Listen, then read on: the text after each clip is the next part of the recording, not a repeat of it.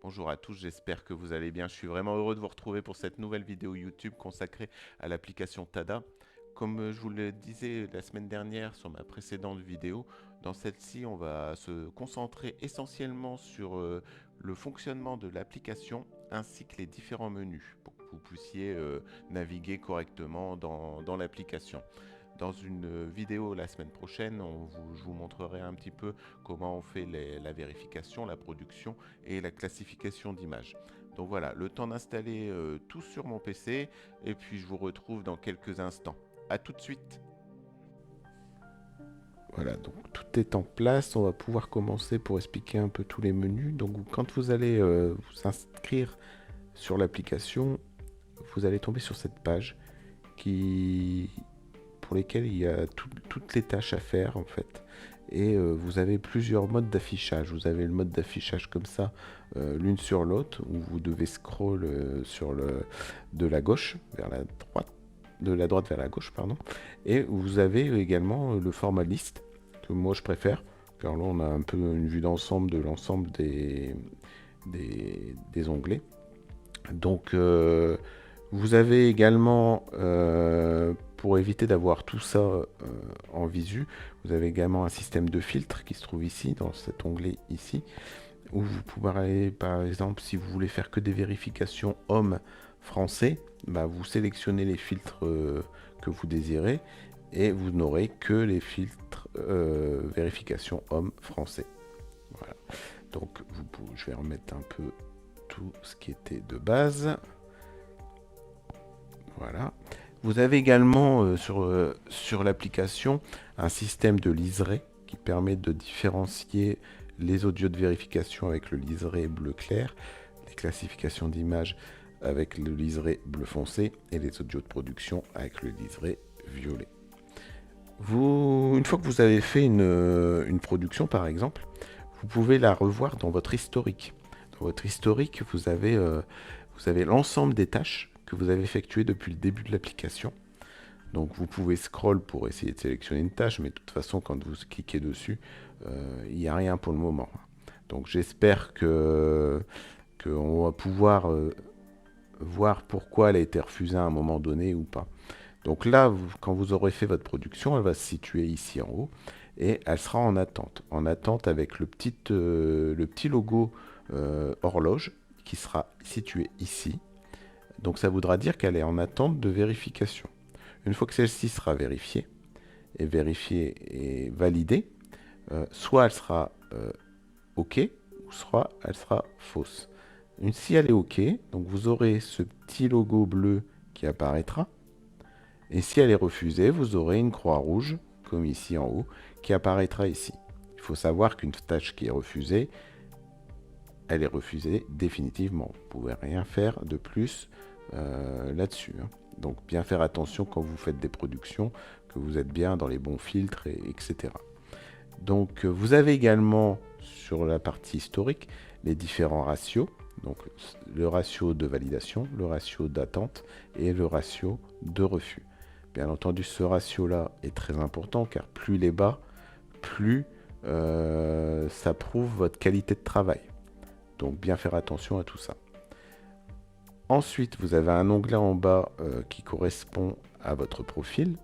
Donc le petit onglet avec le petit bonhomme. Vous avez un avatar. Bon, je vous avoue, le mien, je l'aime pas trop parce qu'on dirait que je suis déprimé alors que ce n'est pas le cas. Mais bon, ça a été choisi de façon aléatoire et j'avais pas trop le choix. Donc j'espère qu'à terme, on va pouvoir modifier tout ça. Ensuite, vous avez votre pseudo que vous aurez choisi lors de l'ouverture du compte.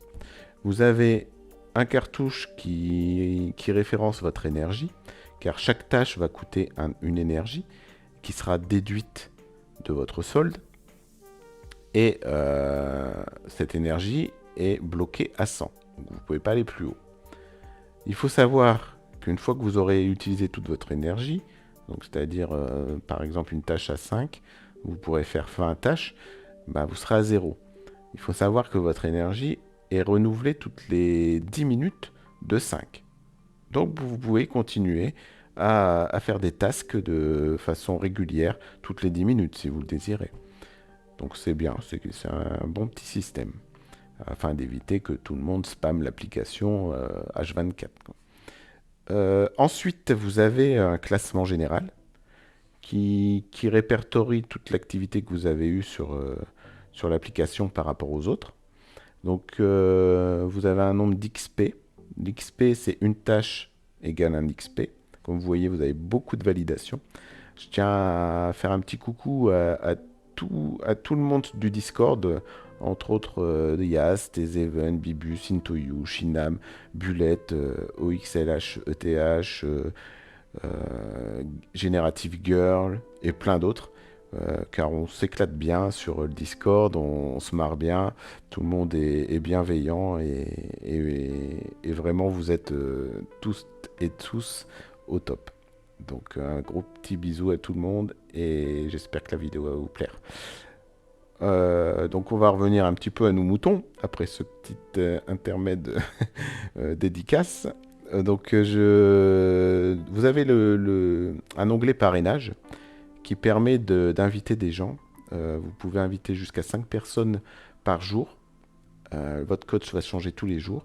Donc vous pouvez les inviter via le partage ici et également en copiant votre code ici. Ensuite, vous avez un onglet avec votre portefeuille, qui est très important car les TADA vont être tokenisés, donc ils vont valoir de l'argent. Donc à terme, à la sortie officielle, donc vous avez un petit portefeuille avec votre nombre de TADA qui est indiqué, ainsi que les TADA qui sont bloqués en caution par rapport aux tâches que vous avez faites. Donc vous allez, si vous par exemple vous inscrivez pour la bêta test, vous allez avoir un petit crédit de 10 TADA pour pouvoir effectuer des tâches et tester l'application. Donc c'est sympathique. Donc je vais vous expliquer un petit peu le système de caution qui se trouve sur les tâches. Donc si par exemple vous allez sur une tâche, vous avez sur le cartouche différents onglets. Donc vous avez un onglet avec l'énergie, que je vous ai expliqué tout à l'heure. Vous avez un onglet avec les cautions. Et vous avez un onglet avec les récompenses. Chaque tâche que vous allez faire va vous coûter une caution. Vous allez déposer une caution qui sera bloquée le temps de la vérification. Si votre tâche est validée, bonne, vous récupérez cette caution. Et en plus, vous récupérez une petite récompense qui est indiquée dans ce petit onglet. Donc sur une tâche de production, par exemple, vous pouvez récupérer minimum 0,12 TADA qui seront indiqués dans l'historique ici. Ensuite, si par exemple, votre tâche est refusée, ça peut arriver, parce qu'il y a eu un bruit de fond, ou il y a un mot qui n'a pas été dit correctement, ou des choses plein diverses et variées. Et ben du coup, votre caution, vous ne la récupérerez pas et vous ne gagnerez pas les récompenses. Mais cette caution sera redistribuée à tous les vérificateurs, donc à part égale. Donc c'est un système vraiment bien pour avoir de la qualité et remonter des datas de façon optimale aux sociétés qui ont acheté les données. Donc ça sera très qualitatif. C'est pour ça que ce système de caution est très intéressant. Donc voilà, je pense que j'ai fait le tour un petit peu de l'application. Il n'y a pas beaucoup de menus pour le moment, je pense qu'il y en aura plus à l'avenir. Mais j'espère que ça a été clair, que ça vous a plu. Et la semaine prochaine, je vous ferai une petite vidéo pour vous montrer comment on fait une vérif, comment on fait une prod, comment on fait une classification d'images. Et surtout, vous donner plein de petites ficelles pour éviter d'avoir des refus pendant vos tâches que vous ferez. Voilà. Donc, je vous dis à ciao et à la semaine prochaine pour une nouvelle vidéo. Salut!